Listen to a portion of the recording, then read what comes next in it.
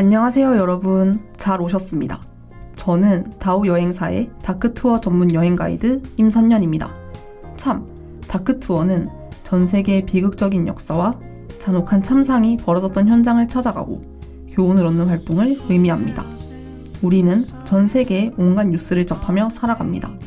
한 나라의 흥망성쇠, 보고도 믿을 수 없는 기상천외한 사람들의 이야기, 그리고 때로는 전 세계 곳곳의 어두운 참상까지. 오늘은 이 어두운 역사와 현장에 대해 이야기해볼까 합니다. 재난, 전쟁 등 지구촌 사람들을 위협하는 것들에 대해 알아보고 더 나아가 우리는 우리가 지녀야 할 삶의 태도에 대해 생각해볼 수 있습니다. 우리가 경험해보지 못했던, 하지만 더는 일어나지 말아야 할 잔혹하고도 참담한 이야기들. 그날엔 어떤 일이 있었던 걸까요? 또 지금 그곳은 무엇이 달라졌을까요? 배움과 교훈이 함께하는 그날의 이야기, 다크 세계 일주, 지금 시작합니다.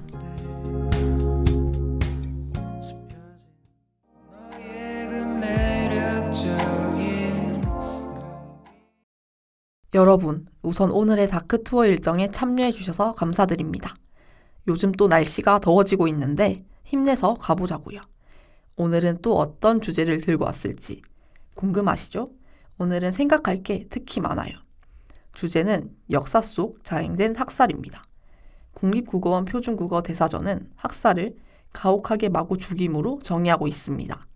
학살은 대개 전쟁 범죄이죠. 세계사나 한국사, 어느 역사든 학살 사례는 존재합니다. 고대에는 매우 빈번했고 과거 전쟁도 학살이라고 할 수 있습니다.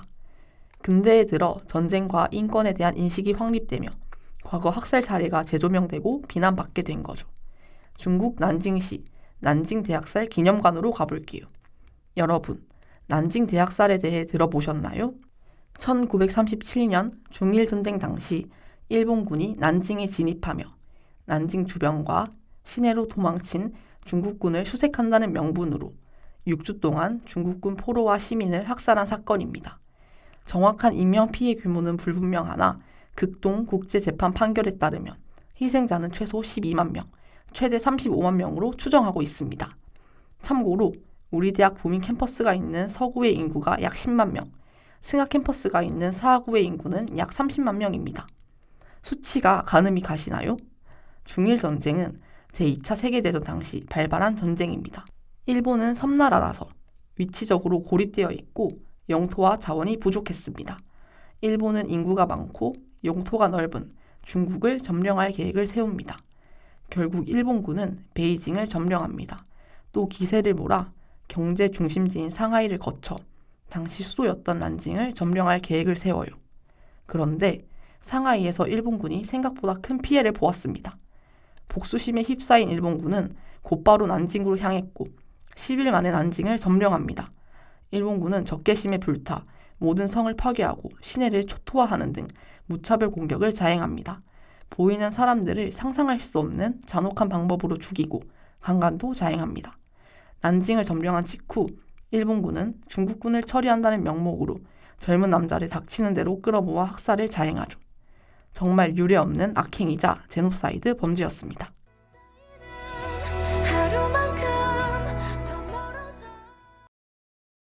노래 잘 듣고 오셨나요? 일본군이 행한 자세한 방식은 설명하지 않겠습니다. 당시 AP통신 기자는 난징에 관한 나의 마지막 기억은 죽어간 중국인, 오직 죽어간 중국인이었다 라고 언급했습니다. 너무 참담하네요. 사건이 발생한 20세기 초, 한창 전쟁에 대한 인식이 무거워지고 최소화하자는 목소리가 커지던 시기였어요. 세계적으로 인식이 변화되기 시작한 거죠. 국제적 협약을 맺는 등 세계 평화의 기틀을 마련하던 시기였습니다. 그런데 일본이 무차별적으로 이런 퇴행적인 범죄를 저지른 것입니다. 여기 기념관을 더 둘러보면 이 외에도 많은 정보를 알 수 있습니다. 이제는 우리나라, 대한민국 제주도로 가보겠습니다. 오늘은 제주 4.3 사건에 대해 알아볼게요. 내딛는 곳 모두 그림인 제주도에서 무슨 일이 있었던 걸까요? 사건의 발단인 1947년부터 1954년까지 7년에 걸쳐 제주도에서 일어난 민간인 학살 사건입니다.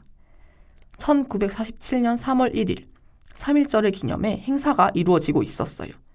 집회가 끝나가는 중 한 경찰이 타고 지나가는 말에 어린아이가 치이는 사고가 일어났어요.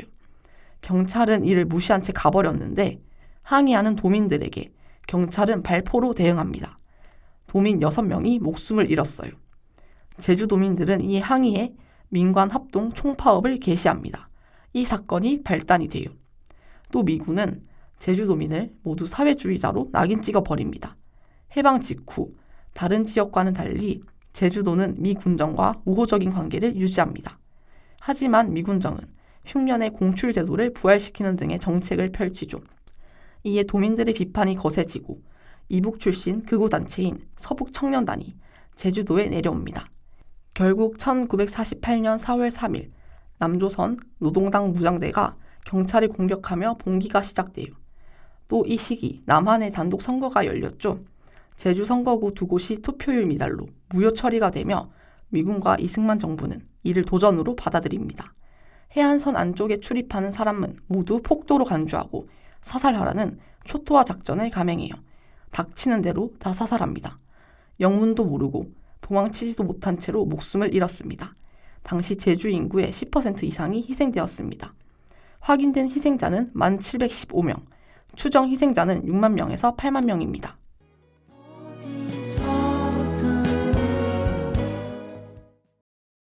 아무런 근거도 없이 낙인을 찍고 무고한 사람들이 희생당했다는 사실이 참 씁쓸하죠. 지금 저희가 서 있는 월정리 해수욕장, 바다와 달이 어우러져 경치가 참 예쁜데 이곳은 군의 주둔지였습니다. 이곳으로 끌려가면 다시는 돌아올 수 없었어요. 일가족 전체가 희생당한 경우도 있었고 오해받을까 신고도 하지 못한 채 세월을 보낸 경우도 허다했습니다. 이 사건으로 제주도민의 생활이 완전히 파괴되었습니다. 제주도 방언을 사용하면 오해받을까 기피한 탓에 언어 문화도 파괴되었어요. 현재도 유해 발굴 작업이 계속되고 있어 희생자 수는 더 늘어가는 추세입니다. 제주 4.3 사건은 다른 사건들에 비해 인지도가 낮았습니다. 자료는 많으나 전문가가 관여한 학술적 연구수는 그렇게 많지 않습니다. 제주 지역 언론, 시민단체, 향토학자들의 관심에만 그쳤기 때문이에요. 지금도 여러 방면으로 진상규명 운동이 이루어지고 있으니 저희가 힘을 합치면 더욱 좋을 것 같네요. 또 4.3 사건을 기리기 위한 노력도 여러 방면에서 이루어지고 있습니다. 2020년에는 제주지방법원 제2형사부에서 4.3 사건 당시 민간인 불법 체포 및 구금을 통해 이뤄진 일반 재판에 대한 첫 재심 개시 결정을 내렸고 내란죄 혐의로 투옥됐던 피해자가 무죄를 선고받았습니다. 또 제주 4.3 트라우마 센터가 개소해 4.3 생존 희생자 및 유족을 치유하는 데 큰 힘을 쏟고 있습니다. 잊어서도 안 되지만 여전히 고통받는 사람들이 있으니 더 관심을 쏟아야 할 때인 것 같아요. 또 우리가 다른 나라의 역사적 반성과 참회를 어떻게 얼마나 당당히 요구할 수 있을지 착잡해지기도 합니다.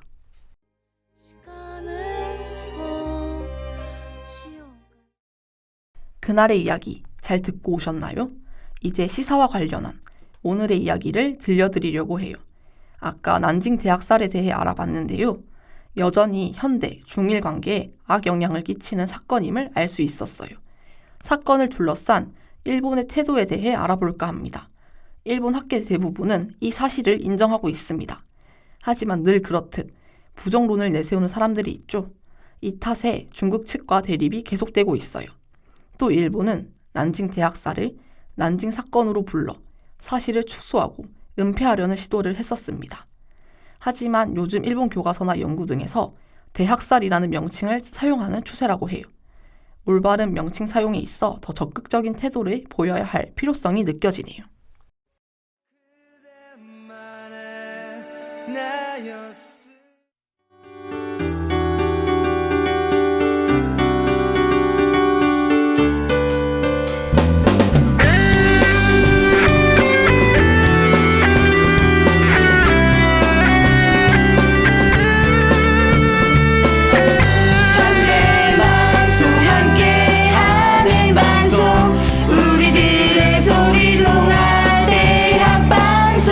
장대 방송 함께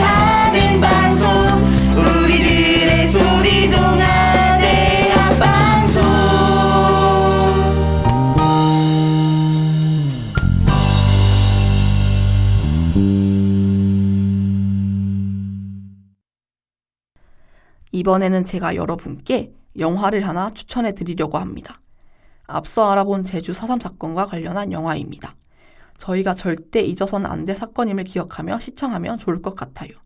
지슬이라는 영화인데요. 큰 넓게에 숨어 지내다 토벌대에 발각되어 희생당한 안덕면, 동광리 주민들의 이야기를 담고 있어요. 크고 넓은 동굴을 제주어로 큰 넓게라고 한대요. 영문도 모른 채 일상 대화를 하는 마을 주민들의 모습이 인상적입니다.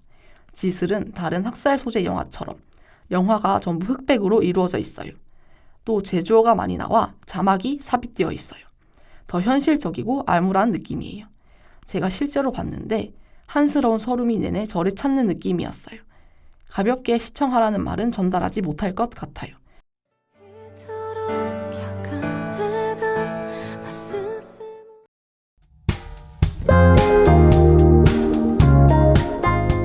오늘의 여행, 유익한 시간을 보내셨나요?